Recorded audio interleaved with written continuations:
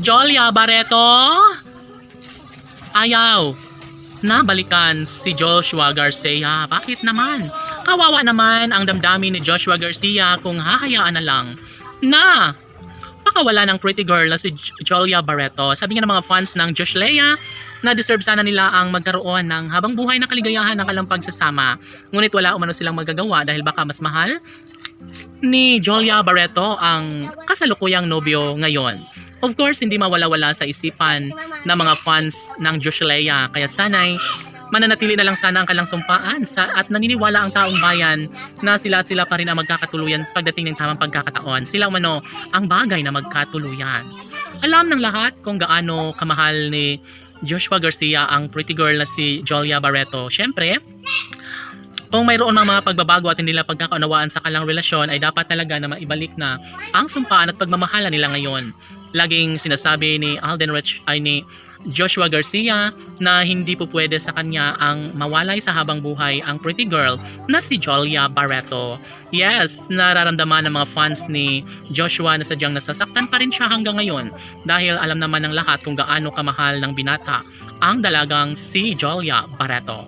Natural na kanilang patunayan ang lahat na nagbibigay saya at kilig at inspirasyon. Sabi nga nila na masayang masaya sila lalo na kapag magkakatuluyan nga si Joshua at Jolia dahil sila ang tunay na nakatadhana. Hindi pa natin alam kung ano ang magiging kahihinatnan sa kalang relasyon.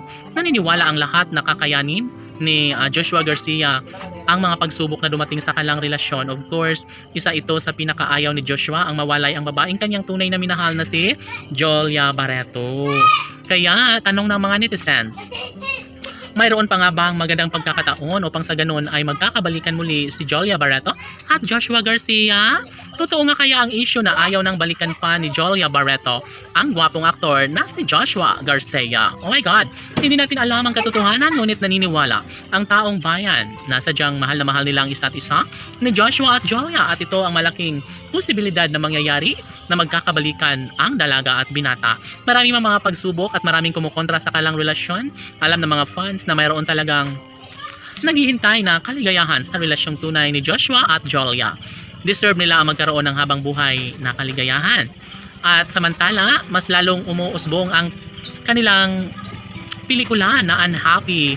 And yes, marami pa rin, pinipilahan pa rin ng mga Pilipino saan mang sulok ng mundo ang tambalan at pelikulang nagbibigay kilig sa taong bayan. Sadyang makamasa at sadyang nararamdaman ng taong bayan na nanatili pa rin ang tamis ng pagmamahalan sa mga puso't isipan ni Joshua Garcia at Jolia Barreto. Sana sila na lang habang buhay. Laban!